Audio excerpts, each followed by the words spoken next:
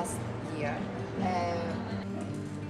So the thing with the university groups is that you can kind of do whatever you want in the university when you are in them. I found a different type of knowledge through them. It was our structure of knowledge. If you wanted to do a film screening, you could do it. If you want to have an open discussion about something, you could have that. The thing that remains after you finish with studies is that you can make like a different type of future, and it gives you like the inspiration to actually do it and actually think out of the discourse that there is no alternative. And the answer to that is that actually there is, because we did it.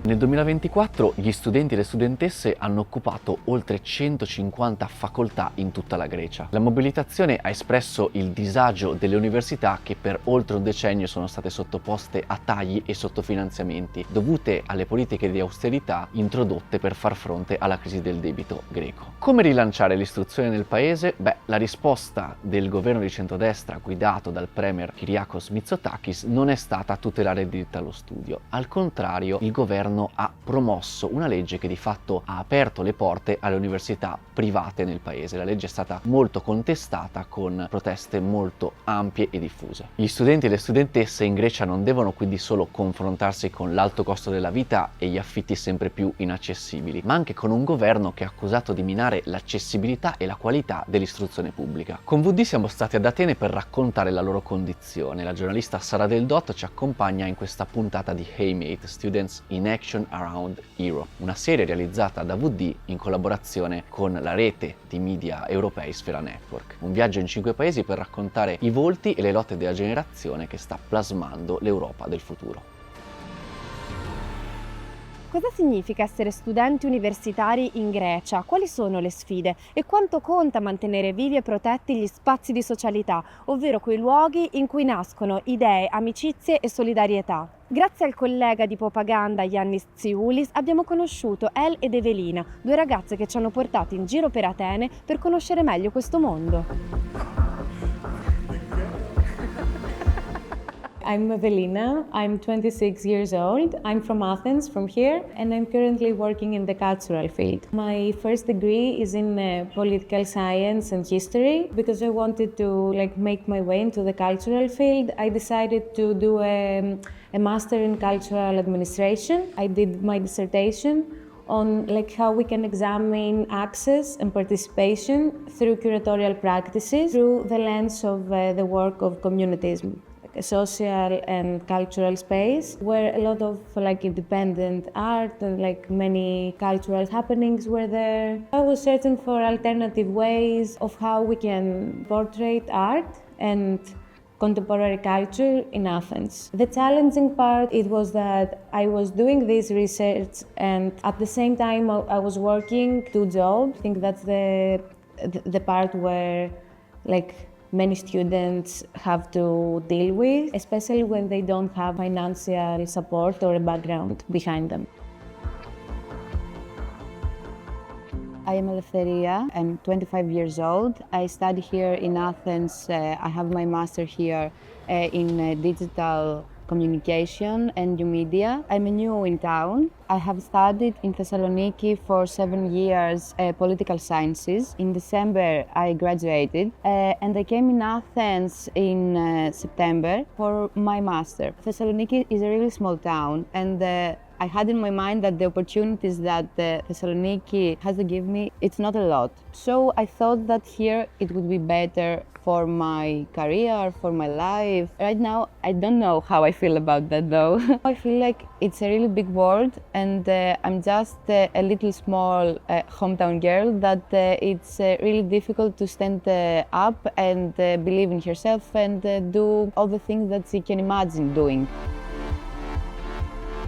storia del DOT ci ha portato dentro l'Università di Architettura di Atene, ma qual è la condizione degli studenti greci in generale? Vi lascio qualche informazione così potete farvi un'idea della peculiarità del contesto. La Grecia investe poco sui suoi studenti, pensate che il paese destina solo l'8% della spesa pubblica generale in istruzione, è una delle percentuali più basse nell'Unione Europea, in cui la media generale è del 9,6%. Per questo motivo moltissimi decidono di andarsene, ovviamente in cerca di opportunità migliori all'estero. La Grecia infatti, come l'Italia, subisce una forte fuga di cervelli. In 10 anni, tra il 2010 e il 2022, oltre 1 milione di persone hanno lasciato la Grecia e pensate che la popolazione totale del paese è circa 10 milioni, quindi parliamo del 10%. Tra di loro ci sono centinaia di migliaia di giovani che o hanno scelto di frequentare l'università all'estero, oppure una volta raggiunta la laurea in Grecia hanno scelto di trovare un lavoro fuori dalla Grecia e poi non sono più tornati. È un contesto difficile, ma c'è anche chi ha deciso di restare per dare un contributo alla società greca. È il caso di El ed Evelina, che hanno voluto raccontarci la loro esperienza. From when I got into university in the first years till now, there was actually a huge change. This government changed the law about the universities as a place of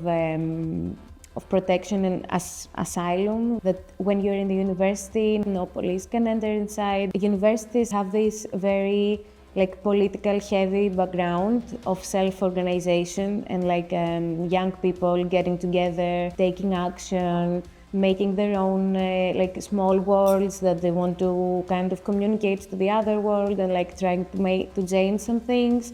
So when they took that away, many of the actions the students were making were automatically concealed, and from a point and after we didn't have the freedom to do whatever we want, which was actually a problem. And also changes in the educational system as well, because in the previous years you could study for many years, but now you can only study for if your school is 4 years, if your department is 4 years, you have to finish it in 4 plus 2 years. You should do whatever you want with your education and your studies, and you can take as many time as you want to finish them. I don't know, this acceleration of you have to do this very fast and then get a job and then get a master and then get another job. You can only see knowledge as a mean to achieve something after that and something after that, but you really cannot deep in the things that you're studying about. Apart from that, there is this financial situation in after COVID especially, where it has changed the way of living, and everything is way more expensive and at the same time inaccessible for a lot of people. In order to live and actually be independent, you have to sacrifice a lot of things in your everyday life. You have to work maybe 2 jobs, you have to at the same time maybe have a side hustle. It's becoming more and more dysfunctional, and at the same time there is this this pressure to speed up things with the studies. It can be really hard for some people to actually be okay with the studies and the work here, and at the same time have the income they want, and also go out, have fun, travel, read books. I mean, you're not just a student or just an employee, you're many things at the same time.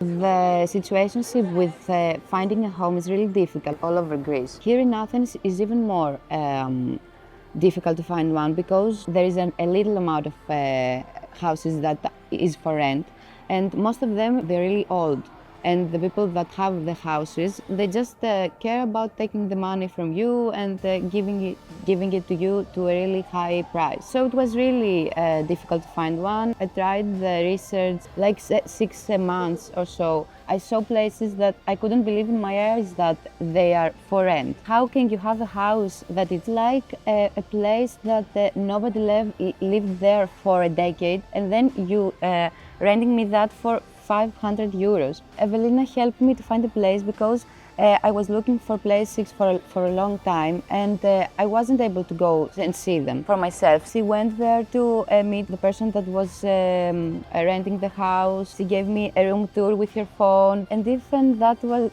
didn't happen, I believe still I wouldn't find a place here. Just by communicating with each other, we create a comfort zone and solidarity. They know how it is, they know the struggle, and because they know, they help each other. We help each other, actually. It's really beautiful that we create a really comfort space to trust other like that. You know, when something is reposted, you will find something in the end. It's not like you are alone in this. You are all in this together somehow.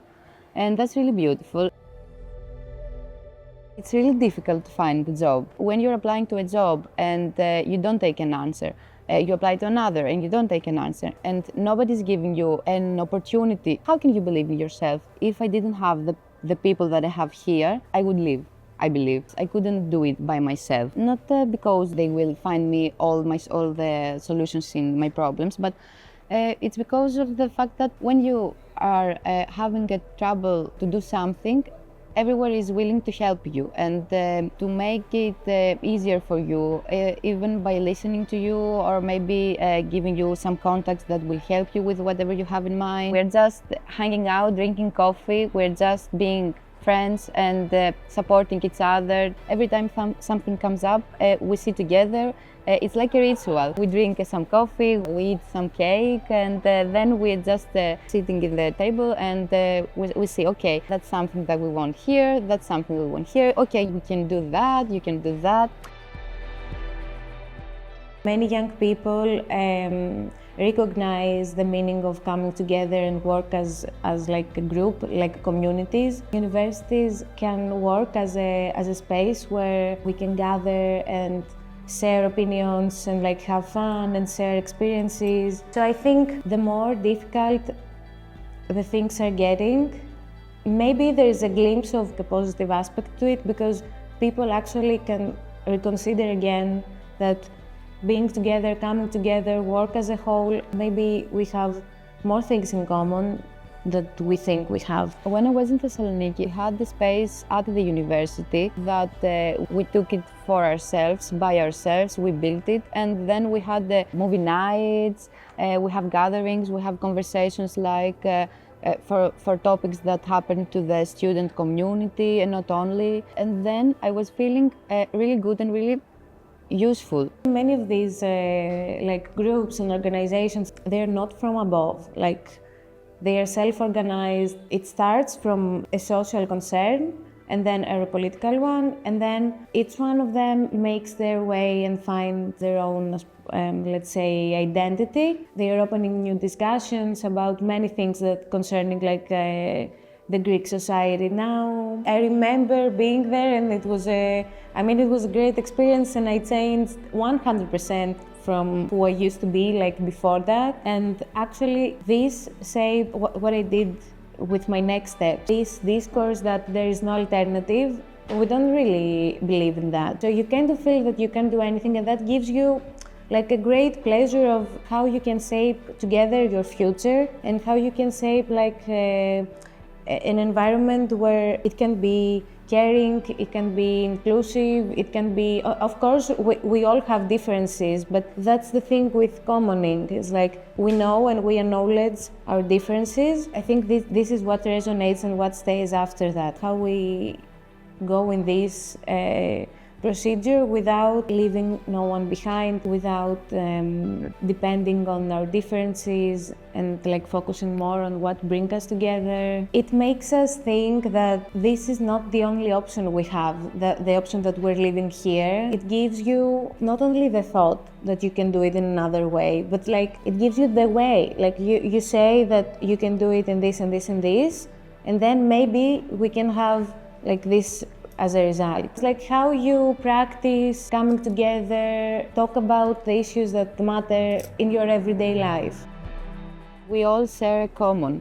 We all share a generation. We all share our thoughts. We all share our bad thoughts, our insecurities. You have to build a community that sticks together to each other and build a big friend group. We all share so many things that it's stupid not to do something about that. I believe that if we don't stick together, all the students and all the young people that right now are trying to do something for themselves, for their lives, to make their dreams come true, there would be no dreams that will come true.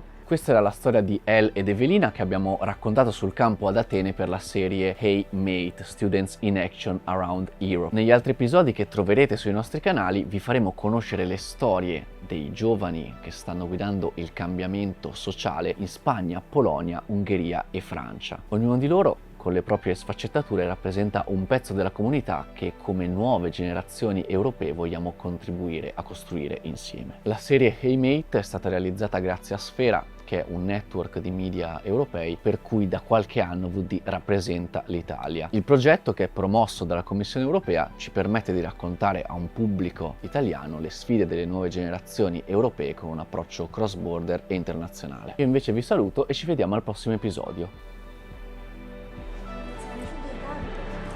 And also it's the community. Μου αρέσουν οι κάρτες. They have this humanitarian status. Like I don't use them.